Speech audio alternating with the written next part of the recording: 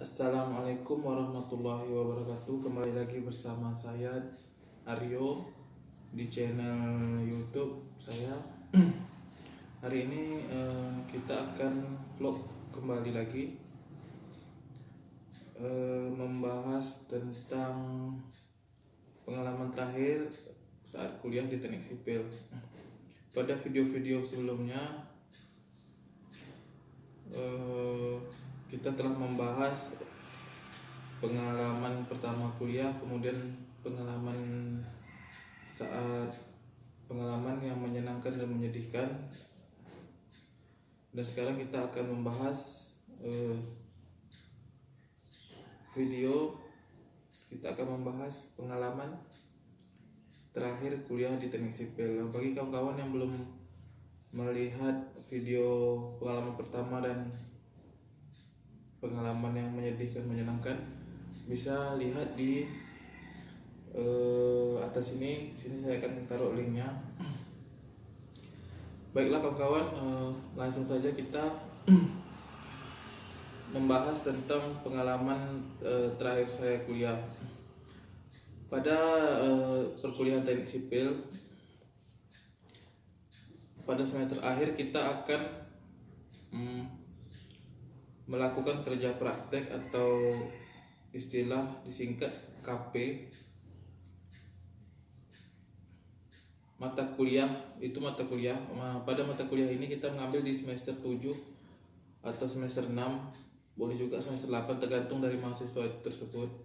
Kebetulan saya KP di semester ke-8. Lokasinya masih berada di daerah tempat saya kuliah juga, tidak jauh dari kampus. Di situ KP saya dilakukan selama 3 bulan. Kita langsung terjun ke proyek, mengawasi proyek, melihat kegiatan yang berada di lokasi proyek.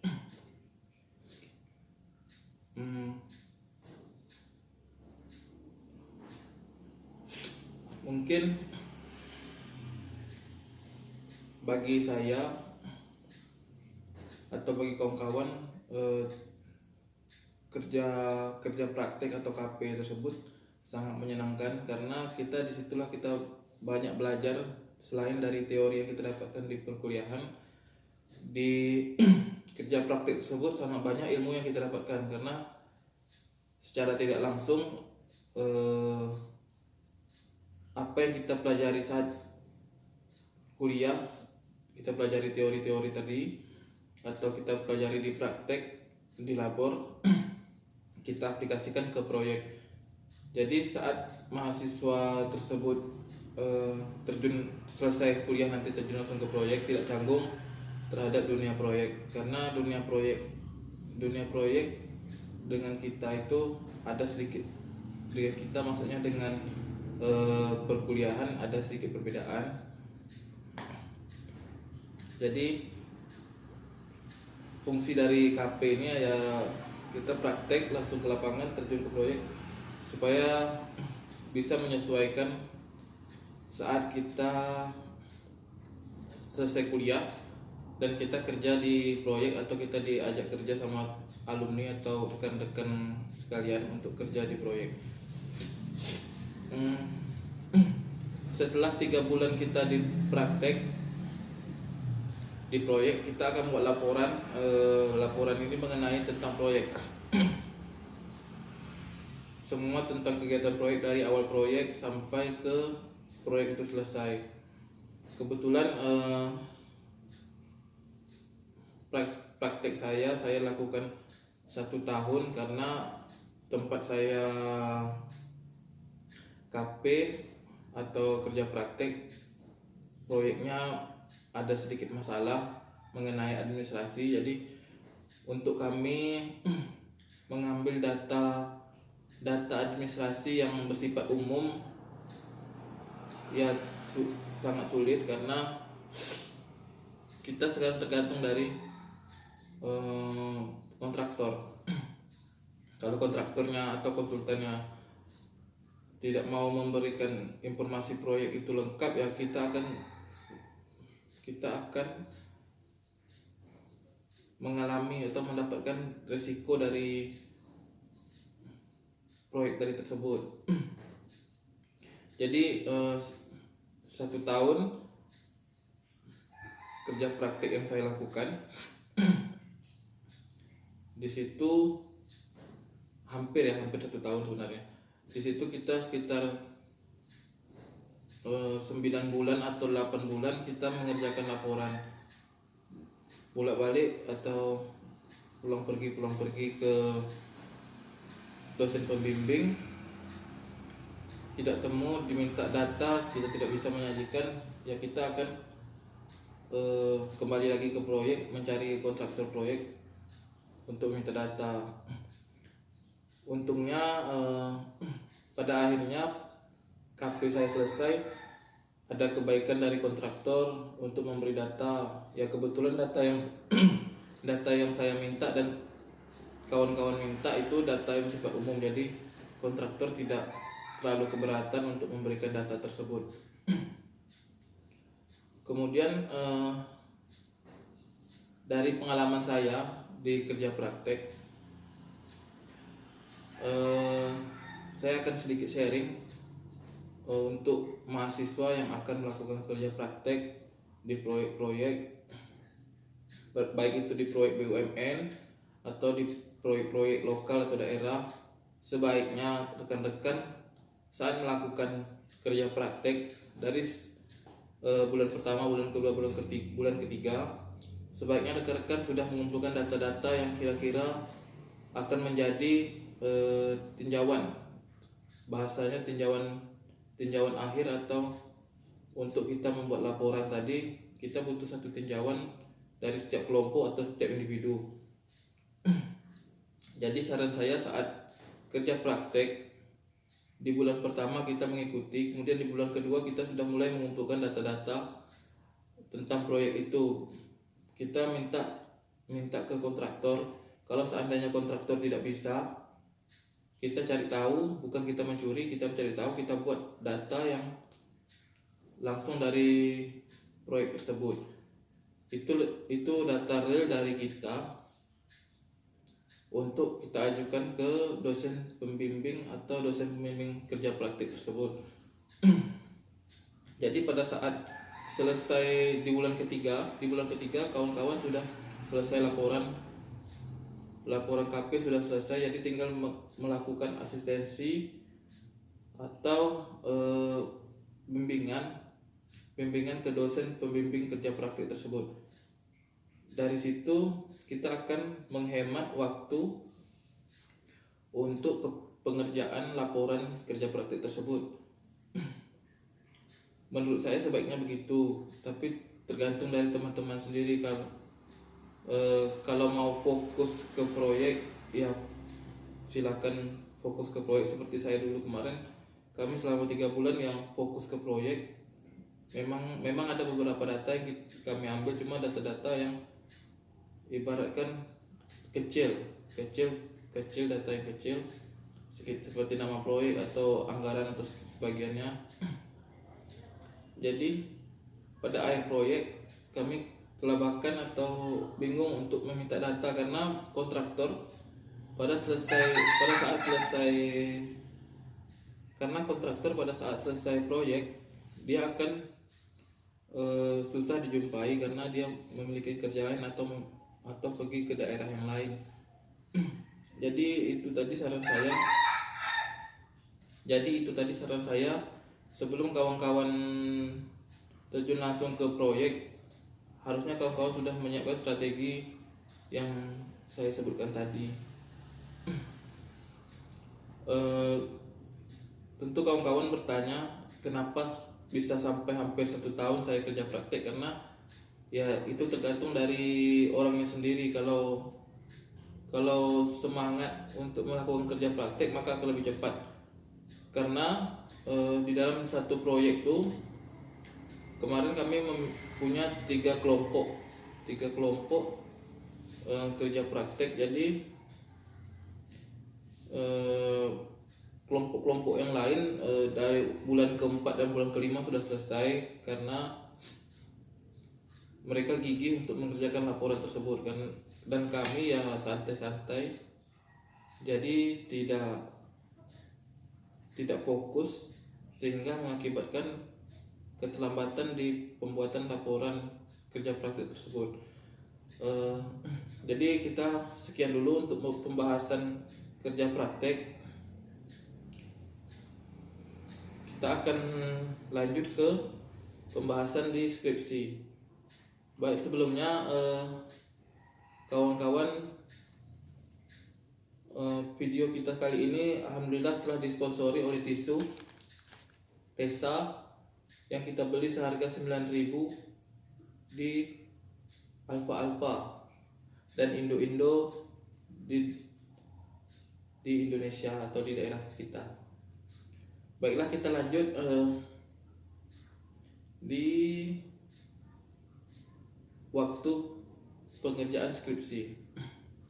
Jadi skripsi yang saya buat 1 tahun juga, ya lebih kurang 1 tahun saya kerjakan karena ada beberapa hal yang saya akan ceritakan di sini.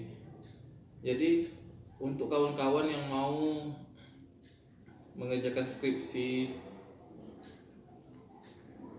saya akan kasih sedikit saran, ya saran dari saya sendiri. Kalau mau diikut silakan, kalau tidak juga tidak masalah. Ini hanya sharing, kembali lagi kita hanya sharing di sini. Jadi pertama kita mau skripsi, kita harus mengajukan proposal.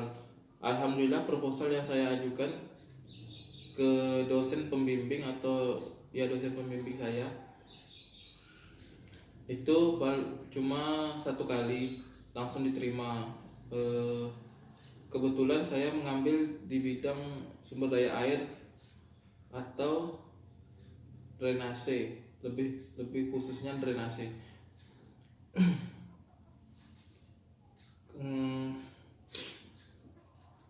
Jadi kenapa bisa sampai 1 tahun? Ya, saya harap kawan-kawan tidak seperti itu, mengerjakan skripsi tidak sampai 1 tahun. Kenapa saya bisa 1 tahun? Itu karena pertama ya memang kelalaian saya. Saya tidak memanajemen waktu sehingga skripsi ini terbengkalai karena kekurangan data. Seharusnya skripsi yang kita kerjakan, data-data yang mau kita butuhkan untuk membuat skripsi ini sudah kita sediakan. Jadi tidak bermasalah pada tengah pengerjaan skripsi tersebut. Dan satu lagi, bukannya kita menyalahkan beberapa pihak, karena ada beberapa pihak yang menghambat pekerjaan skripsi saya karena tidak ada komunikasi yang baik dan jadi di situ terhambat skripsi saya. Tapi tidak masalah, alhamdulillah sudah selesai. Jadi tidak perlu kita permasalahkan lagi. Jadi untuk kawan-kawan atau rekan-rekan yang ingin mengerjakan skripsi di teknik sipil, saran saya sebaiknya cari dosen pembimbing yang mengerti dengan keadaan kita. Kadang ada beberapa mahasiswa yang sudah kerja atau dia tinggal di luar daerah, sehingga untuk pulang pergi ke kampus atau ke universitas yang tempat kita kuliah agak sulit. Jadi kita harus cari dosen yang ibaratkan fair. Dalam arti fair ini bisa mengerti keadaan kita tadi. Jadi setelah kita dapat, ya kita lihat dulu dosen ini mengambil khusus mata kuliah khusus apa. Misalnya dia ada yang mengambil tentang analisis struktur, terus sumber daya air, atau manajemen proyek, atau transportasi dan sebagainya. kita harus misalnya kita cerita misalnya dosen yang kita anggap fair atau kita anggap bisa membantu, sangat membantu di skripsi kita, ini dosen sumber daya air misalnya kan, ya kita ambil judul yang berkaitan dengan sumber daya air, bisa saja drainase atau masalah sungai dan sebagainya. Jadi saat kita mengajukan proposal untuk skripsi, kita langsung tujuan kita ke dosen tersebut. Jadi bisa kita minta tolong atau kita arahkan dengan dosen tersebut, maka dosen itu akan membantu. Itu tips yang pertama. Kemudian yang kedua tadi, kawan-kawan setelah mendapatkan judul dan di ACC misalnya drainase tadi, maka kawan-kawan mencari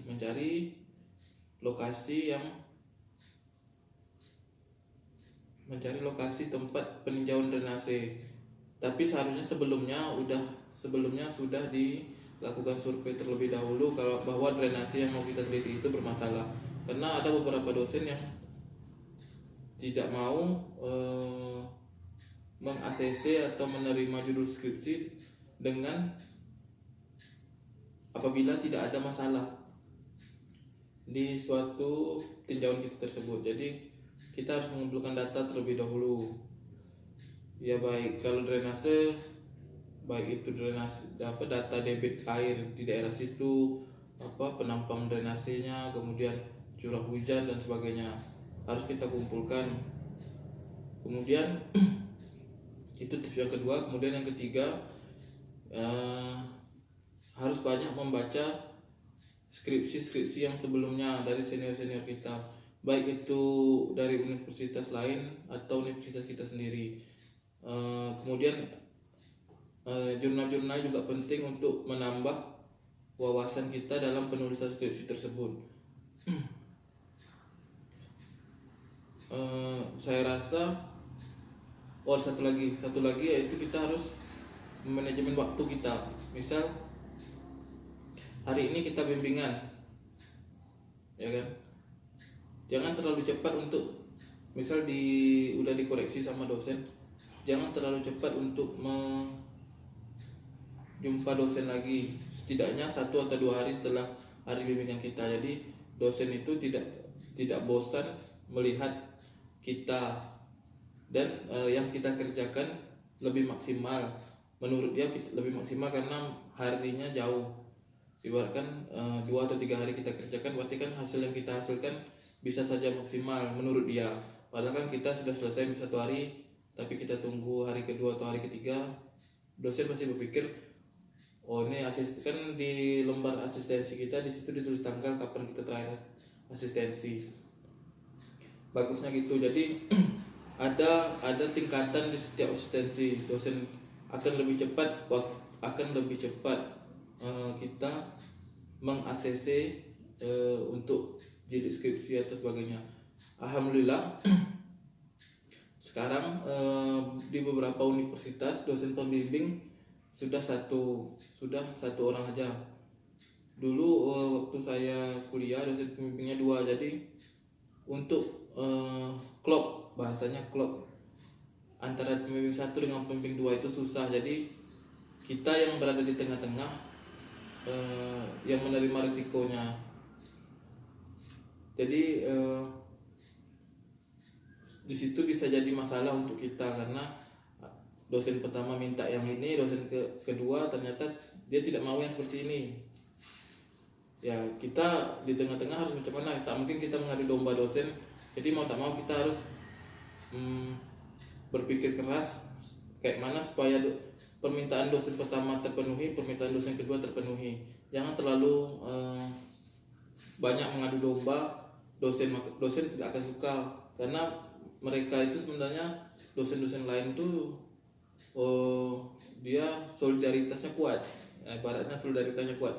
Jadi kita walaupun kita mengadu domba, yang jadi masalahnya ke kita nanti. Saya rasa untuk pembahasan skripsi sekian dulu jika ada, dan KP sekian dulu. Jika ada pertanyaan dari kawan-kawan yang ingin bertanya seputar kerja praktek dan skripsi di teknik sipil, silakan tinggalkan di kolom komentar. Nanti saya akan jawab atau saya akan buat videonya kalau seandainya ini permasalahan yang berat. Untuk kawan-kawan atau rekan-rekan yang sedang mengerjakan skripsi atau sedang KP, tetap semangat. Kadang ada penilaian dosen itu tentang semangat kita mengerjakan skripsi. Itu ada penilaian, nilai plusnya pasti ada. Jangan cepat menyerah. Pasti setiap yang kita kerjakan itu memiliki jalan keluarnya. Jadi tidak mungkin skripsi buntu atau macam mana. Ada beberapa rekan-rekan saya saat kuliah, mereka sudah setengah jalan, ternyata ada permasalahan sedikit, mereka mengganti judul skripsi sehingga menambah waktu mereka untuk menambah waktu mereka untuk mengerjakan skripsi tersebut. Itu sangat merugikan bagi kita karena waktu sudah terbuang. Yang kemarin setidaknya kita, kalau kita menjumpai masalah atau sebagainya, kita sharing ke kawan atau ke senior yang lebih mengerti tentang skripsi yang kita ambil, sehingga permasalahan ini cepat terpecahkan. Jangan cepat menyerah karena masih bisa kita olah. Misal datanya A, misal kita mau arah kita ke B, tapi ternyata buntu. Misalnya kita dari A mau ke B jalan buntu, setidaknya kita bisa melewati jalan yang lain. Misal ada A ke C langsung, bukan tidak mungkin kita melewati B, ya kan? Seperti itu logikanya, seperti itu. Jadi jangan cepat menyerah untuk mengerjakan skripsi, karena skripsi ini penentu kita. Sebenarnya berapapun atau apapun nilai yang didapat dari skripsi itu tidak menjadi tolak ukur untuk kita selanjutnya. Hanya berapa persen paling yang dipakai untuk menjadi penilaian. Yang penting itu kalau kita sudah terbiasa untuk semangat mengerjakan sesuatu, nah itu akan menjadi nilai plus untuk kita. Setidaknya akan menjadi nilai tambah pada saat kita melamar kerja. Pasti dipertanyakan kenapa misalnya saya 1 tahun pengerjaan skripsi ini. Kita jelaskan dari awal step by step. Pasti HRD atau pimpinan perusahaan akan bertanya seperti itu, kenapa bisa lama seperti ini. Kita jelaskan dengan jujur aja, permasalahannya di sini. Kita jelaskan, semakin banyak masalah yang kita jelaskan, maka HRD berpikir, oh ini berarti orangnya dia menjumpai masalah, bukannya menyerah tapi malah berjuang untuk menyelesaikan masalah tersebut. Jadi sekali lagi untuk kawan-kawan, tetap semangat. Oke, sekian dulu karena pembahasan pengalaman kita waktu kuliah. Kita akan bahas pengalaman yang lain di kemudian di vlog selanjutnya, bukan di kemudian hari, di vlog selanjutnya. Karena seperti yang kawan-kawan tahu, saya tidak rutin mengupdate karena ada beberapa hal atau sebuah pekerjaan yang tidak sangat sibuk atau menyibukkan diri ya. Seperti itulah.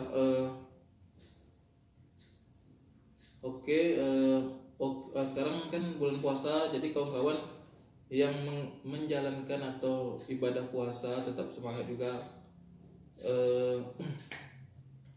Mohon maaf lahir dan batin kalau ada seandainya salah-salah kata, karena di vlog ini memang ada beberapa hal yang akan mengganjal, akan beda artinya dari setiap orang memiliki pendapat berbeda dari apa yang saya sampaikan. Jadi saya mohon maaf apabila ada kesalahan. Sekian dulu, selamat beraktivitas kembali. Assalamualaikum warahmatullahi wabarakatuh. Oke guys, sip.